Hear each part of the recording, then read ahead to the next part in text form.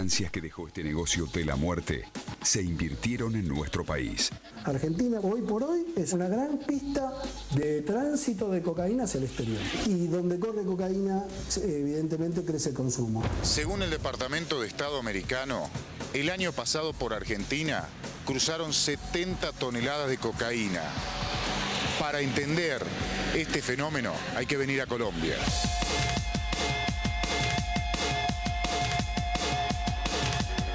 Pero ¿quiénes están detrás del negocio que mueve miles de millones de dólares? ¿Cómo ingresó esa droga a la Argentina?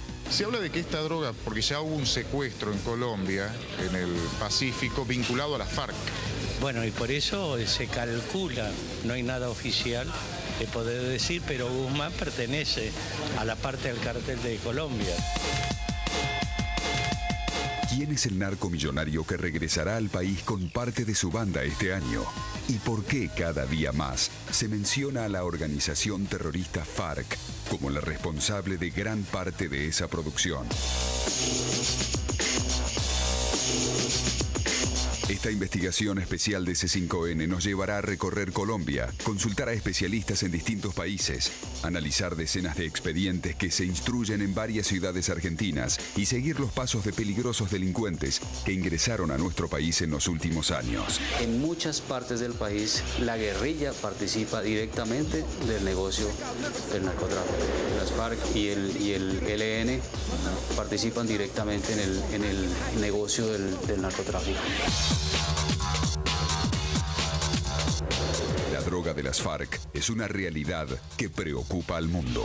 Los insumos, los precursores, los cultivos, la pasta básica de coca, los cristalizaderos, los embarques, las motonaves, los viajes, ellos participan en todas las cadenas del narcotráfico. O sea, es una actividad que para ellos es bastante rentable y pues es la gasolina, digámoslo así, que les alimenta su accionar delictivo. Las fuerzas especiales colombianas ya no solo combaten contra una organización terrorista, ahora tienen frente a ellos a un verdadero megacártel de la cocaína que mueve cientos de millones de dólares por año. En un principio las FARC siempre se preocupó por desmentir algo que nosotros ya estábamos seguros de que era así, pero a medida que han pasado los tiempos, por los golpes que le han dado, pues han quedado en evidencia de que ellos efectivamente son narcoterroristas, utilizan el narcotráfico para financiar sus actividades criminales.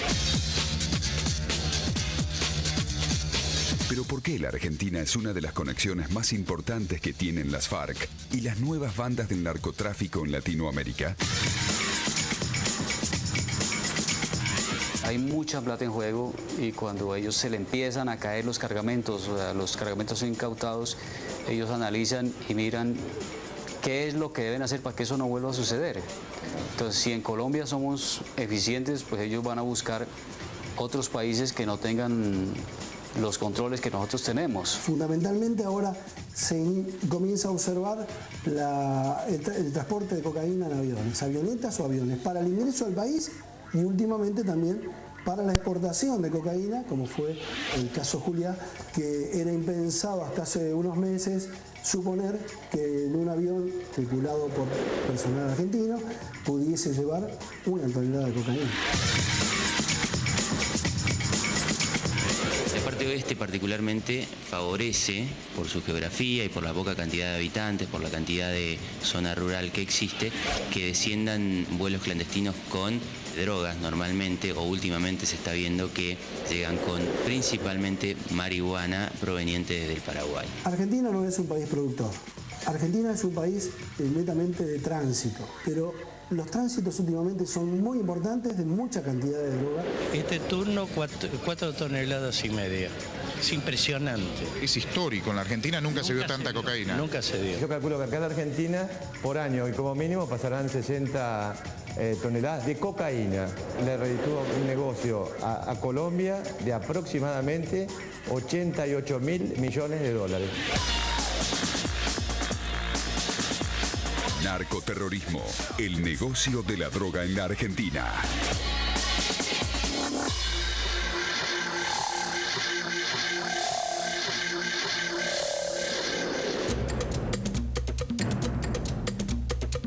Las FARC son una organización terrorista creada en 1964 en la selva colombiana.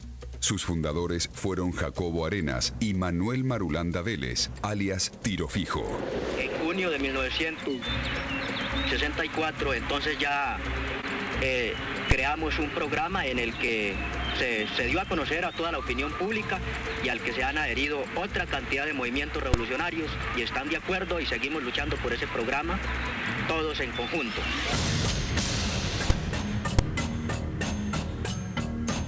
Las FARC llegaron a tener casi 17.000 hombres armados, distribuidos en 67 frentes, aunque en la actualidad se han reducido a unos 8.000 combatientes.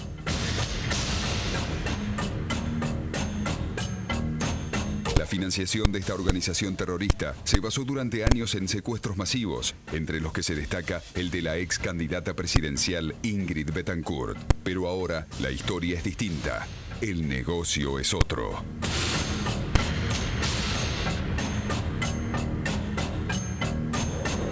En muchas partes del país, la guerrilla participa directamente del negocio del narcotráfico. O sea, la actividad... Como si la guerrilla dice las FARC puntualmente. Sí, exactamente. Las FARC y el ELN participan directamente en el negocio del narcotráfico. ¿Cómo se involucran las Fuerzas Armadas Revolucionarias de Colombia en la droga? Eso fue de una manera paulatina, porque obviamente un ejército en sus inicios insurgente de tal magnitud necesitaba un apoyo económico realmente considerable. Primero se involucran en la protección de las plantaciones, sobre todo de la hoja de coca, y luego comienzan a ver los réditos que significaba adentrarse un poco más en este tipo de negocios. Pasan a otra etapa, que es el procesamiento de la pasta básica de cocaína. Y luego todo esto, por supuesto, se extienden ya a los grandes laboratorios para tener el producto terminado. Además, por supuesto, de otra droga derivada de las opiáceas, como es el caso de la heroína. Según las fuentes consultadas, los grandes cárteles de la droga ya no existen. Ahora el negocio lo manejan muchos grupos delictivos que son incluso mucho más violentos que los anteriores.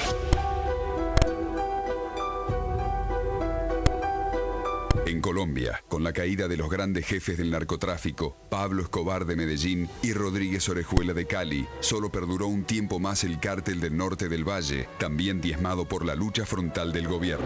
A partir del año 2000 hubo un acuerdo bilateral entre Estados Unidos y Colombia, donde hubo una importante inyección económica hacia el país latinoamericano. Esa inyección de fondos produjo una gran guerra interior en Colombia contra el narcotráfico, que hizo que las grandes cabezas, o las cabezas las más importantes de los carteles colombianos, fueron extraditados a Estados Unidos. Eso lo que permitió fue acabar con los carteles grandes, ¿sí? Pero no quiere decir que el narcotráfico se acabó. Y las segundas líneas que quisieron seguir con el negocio se tuvieron que ir de Colombia. Por lo tanto, están establecidas en distintos países de Latinoamérica, entre ellos Argentina.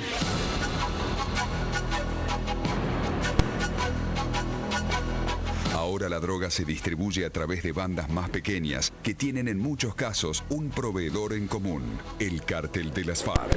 Los insumos, los precursores, los cultivos, la pasta básica de coca, los cristalizaderos, los embarques, las motonaves, los viajes, ellos participan en todas las cadenas del narcotráfico.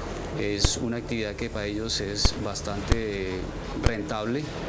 Y pues es la gasolina, digámoslo así, que les alimenta su accionar delictivo. Continúa de una manera diferente el negocio a través de tres grandes mega movimientos.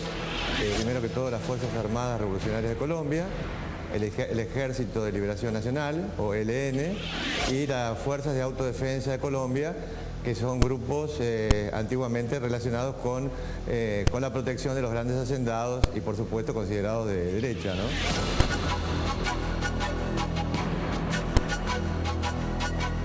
La guerrilla colombiana se asoció con sus anteriores enemigos, quienes integraban las derechistas Autodefensas Unidas de Colombia para traficar la cocaína a Europa, Estados Unidos y Asia.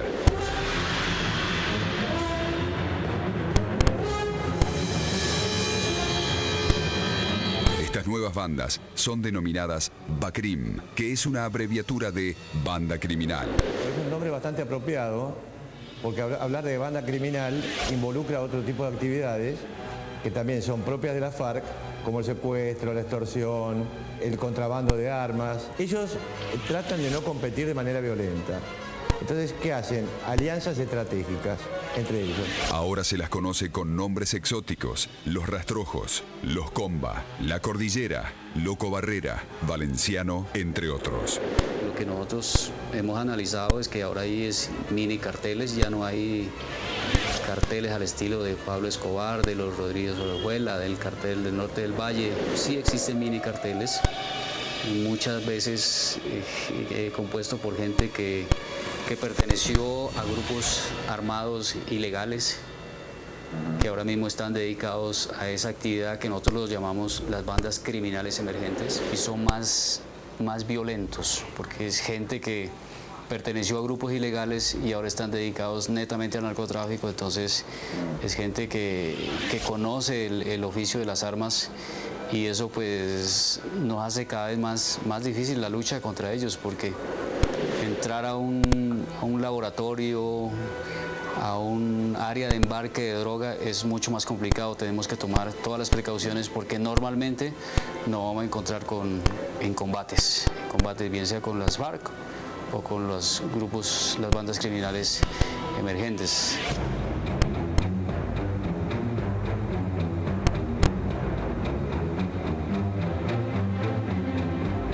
El primer dato que vinculó a las FARC con las drogas en la Argentina llegó a través de un hecho ocurrido en San Fernando en el año 2009. En la puerta de una casa de náutica, sicarios mataron a tiros a Juan Galvis Ramírez, un joven colombiano que había ingresado al país en varias oportunidades.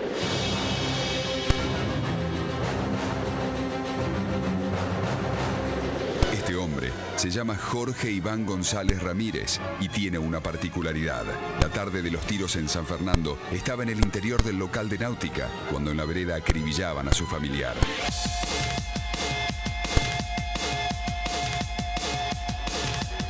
Los representantes de varias BACRIM para entonces ya estaban instalados en la Argentina. Según fuentes de inteligencia consultadas en Colombia, González Ramírez es conocido con el alias de Jota. Y en 2004 había sido encarcelado en su país en medio de una mega causa llamada Gato Negro. En 2004 el ejército colombiano dio un duro golpe al narcotráfico. Destruyeron 97 laboratorios, 5 cristalizaderos, 1.838 hectáreas sembradas con hojas de coca y 38 campamentos de las FARC. En esa oportunidad, un arrepentido aportó nombres. Los líderes terroristas Mono Jojoy y Negro Acacio habían llegado a un acuerdo para entregar gran parte de esa producción a los traficantes conocidos como Negro Lazo, Mario Pulpo, Don Tato, Negro Paisa y Jota. Jota es González Ramírez, quien para el 2009 se había mudado a la Argentina, compró un piso en Puerto Madero, una casa en un country de Pilar y decía ser empresario maderero. Este presunto narcotraficante vivía entre nosotros y era, según altas fuentes de inteligencia, un gran distribuidor de la cocaína de las FARC. Entre los años 2007 y 2008 se produjo una guerra entre dos bandas, lo que quedó del cártel del Norte del Valle y la oficina de Envigado. A partir de ese momento hubo muertos en distintos lugares y esa guerra en el año 2008 llegó a Buenos Aires. El 24 de julio de 2008, en el shopping Unicenter, masacraron a tiros a Héctor Duque Ceballos y Jorge Alexander Quintero Garner, mientras que se salvó por milagro Julián Andrés Jiménez Jaramillo. Duque Duque Ceballos, alias Monoteto, había sido el hombre de confianza de Carlos Mario Jiménez, alias Macaco, que era uno de los líderes máximos de las Autodefensas Unidas de Colombia, un grupo que se creó en forma ilegal para combatir la guerrilla.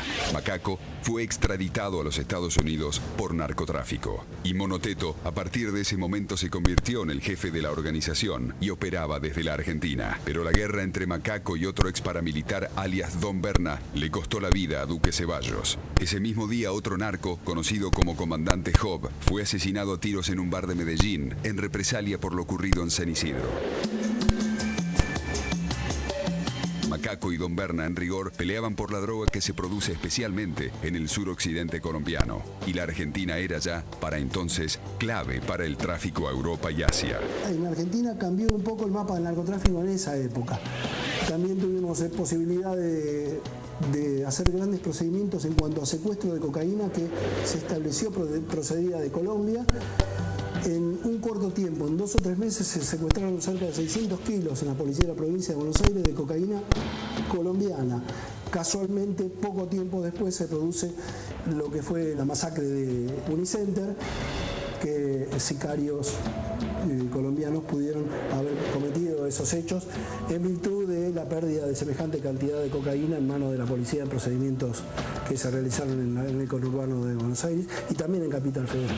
A raíz de haber perdido semejante cantidad de cocaína en 3 procedimientos policiales, alguien tuvo que pagar, aunque sea con la vida, no haber llevado a cabo el tráfico que tenía que haber llevado a cabo, no haber protegido la cocaína como la debió haber protegido. Jiménez Jaramillo, el sobreviviente de Unicenter, nos llevará a entrelazar varias causas que nos sirven para esta investigación. En el año 2008, luego de la masacre de Unicenter, se realizó un juicio oral en un tribunal penal económico de Buenos Aires. Allí condenaron a varios empresarios argentinos.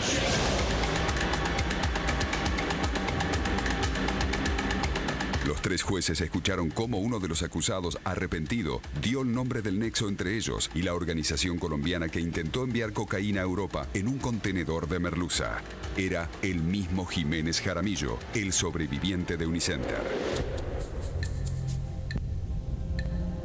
La merluza es el producto más exportado desde Mar del Plata y es precisamente en esa ciudad donde aparece por primera vez una figura clave en esta organización criminal. Este hombre se llama Fernando Jiménez Abadía y en Cali, donde tiene domicilio, se presenta como un importante empresario agropecuario y comerciante. Este personaje vivió en nuestro país y en breve estará de regreso.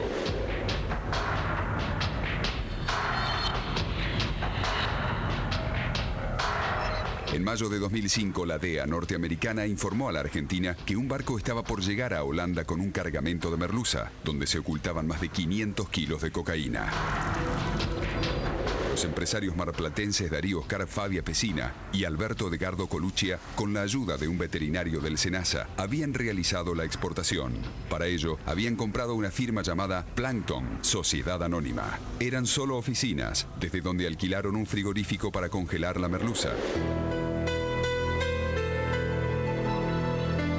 Según consta en la causa, Fabia Pesina y Coluccia dieron la orden de ubicar en el centro del contenedor 95 cajas con pescado congelado. Ahí estaba ubicada la cocaína. Los jueces del Tribunal Federal de Mar del Plata condenaron finalmente a los empresarios a 7 años de prisión. Pero además, escucharon la confesión de los